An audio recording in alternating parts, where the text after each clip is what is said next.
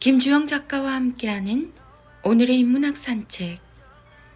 네이버 블로그 김종원 작가님과의 대화. 마음은 결국 전해지기 마련입니다. 작가님 영광입니다. 존경합니다. 함께 책을 낼 수 있어 기쁩니다.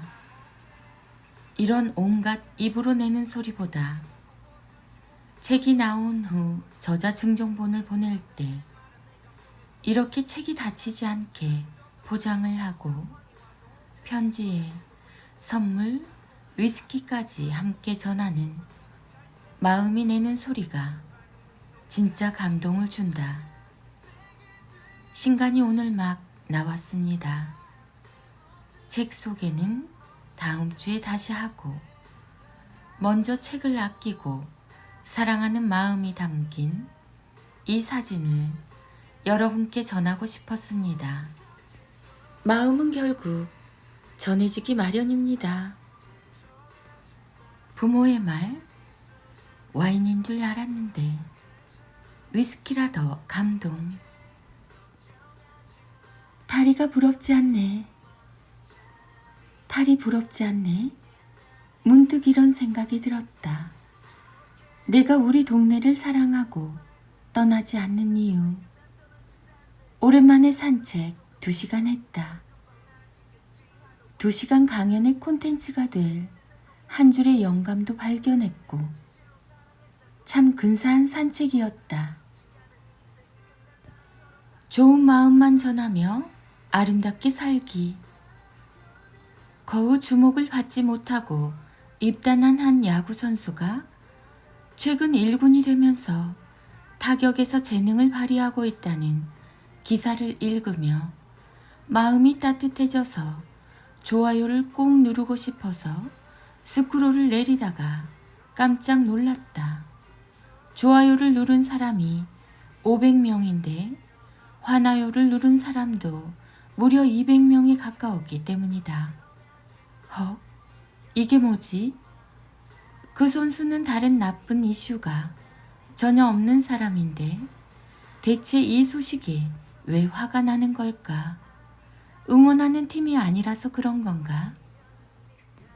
스포츠와 연예 기사에 다시 댓글창이 생기면 좋겠다는 생각을 하고 있었는데 역시 없는 게 낫겠다는 생각이 든다.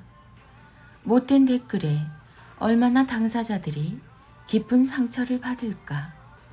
왜 읽는 사람과 상처를 받는 당사자들의 마음을 고려하지 않고 마음대로 댓글을 쓰고 못된 감정을 전하는 걸까? 좋은 것만 전해도 짧은 이 소중한 인생을 왜 못된 감정을 전하며 소모하는 걸까? 카카오 채널 김종원 작가님의 생각 공부. 입추가 지나고 전어가 나오기 시작한다. 마트에 적힌 숫자가 보인다. 한 마리에 900원. 그런데 이 숫자가 왜 오늘은 이렇게 슬프지? 전어는 알고 있을까? 자신의 생명이 겨우 900원에 팔리고 있다는 것을. 그러다가 문득 거울에 비친 내 모습을 봤다. 누군가 거울에 이렇게 쓴다. 900원에 전어를 살 수 있다고 해서 네가 그보다 나은 존재는 아니다. 아무것도 주지 못하고 훼손만 하면서 살고 있는 내가 참 미안하다는 생각이 든다. 가을이 점점 가을이 다가온다. 2022년 8월 김종원 작가. 카카오 채널 김종원 작가님의 기적의 필사법. 왜 나만 조금 주는 거야? 그건 공평하지 않아. 라는 아이의 불평에 대응하기. 공평하다는 것은 똑같다는 의미가 아닙니다. 아이를 둔 부모라면 아이가 둘 이상일 때는 더욱 공감하는 문제일 겁니다. 그건 공평하지 않아. 이 문제를 해결하지 못하면 매일 과자를 나눌 때마다, 빵을 잘라서 줄 때마다, 기념일에 선물을 줄 때마다 고통을 겪을 수밖에 없습니다. 이런 아이의 투정에 일일이 대응해야 하기 때문입니다. 왜 나만 이렇게 조금 주는 거야? 형은 나보다 많은 것 같은데? 오빠랑 나랑 왜 차이가 나는 거야? 아이가 성인이 될 때까지 케이크 조각을 1cm 단위로 구분하고 시리얼을 하나하나 헤아리면서 나누어주고 싶지 않다면 공평하다는 것이 똑같다는 사실을 의미하는 것이 아니라는 것을 아이들에게 알려주는 게 좋습니다. 나이에 따라서 혹은 상황에 따라서 필요한 것은 달라지기 때문입니다. 그러나 같은 말이라도 이런 식의 대응은 오히려 아이들의 반발을 일으키는 동시에 매우 나쁜 영향을 미칩니다. 형이니까 네가 양보해야지. 오빠가 더 크니까 많이 먹어야지. 네가 좀 너그럽게 이해하는 게 어때? 아무것도 아닌 걸로 왜 난리야. 다들 조용히 해. 시끄러워 죽겠네. 그냥 아무도 먹지 말자. 다 방으로 들어가. 단순히 나이가 많으니까 양보하고 덩치가 크니까 더 많이 먹고 기분이 나쁘니까 모든 것을 멈추게 하는 것은 결코 좋은 방법이 아닙니다. 평생 그렇게 살아갈 수는 없기 때문입니다. 게다가 얼마든지 반대로 생각할 수도 있습니다. 덩치가 커서 더 먹어야 할 수도 있지만 오히려 작으니까 커지기 위해 더 먹어야 할 수도 있으니까요. 그런 부분을 아이들이 찾아서 공격한다면 그땐 해결할 방법이 없지요. 1cm 혹은 1mm를 정밀하게 분석해서 정확하게 나누려면 한도 끝도 없습니다. 공평으로 시작한 문제는 그 안에서 결국 분쟁과 갈등이 나올 수밖에 없죠. 가장 좋은 방법은 아이들에게 이 한 줄의 의미를 생생하게 전하는 것입니다. 지금 당장에는 공평하게 느껴지지 않을 수 있지만 결국에는 모두가 똑같아진다.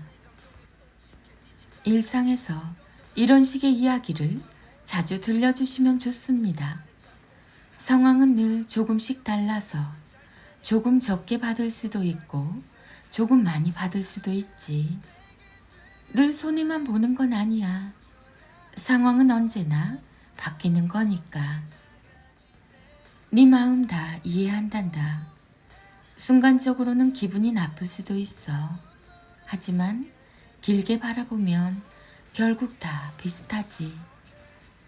지금은 그렇게 느끼지 못할 수도 있지만 결국 너는 필요한 것들을 다 갖게 될 거야.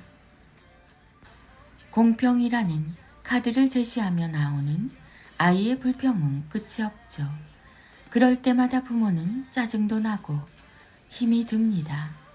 앞서 언급한 것처럼 공평이 똑같다는 의미는 아니라는 사실을 알려주면서 언젠가는 모두가 필요한 것을 다 얻을 수 있을 거라는 믿음을 주는 게 좋습니다. 그걸 알게 된 아이는 이전과는 다른 시각으로 상황을 해석하게 됩니다.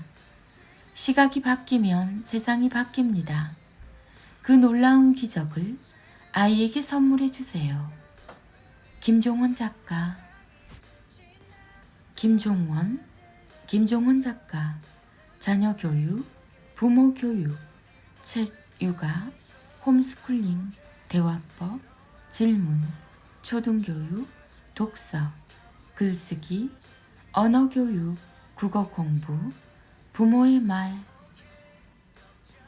인문학의 대가 김종원 작가님의 하루 한 장 365 인문학 달력.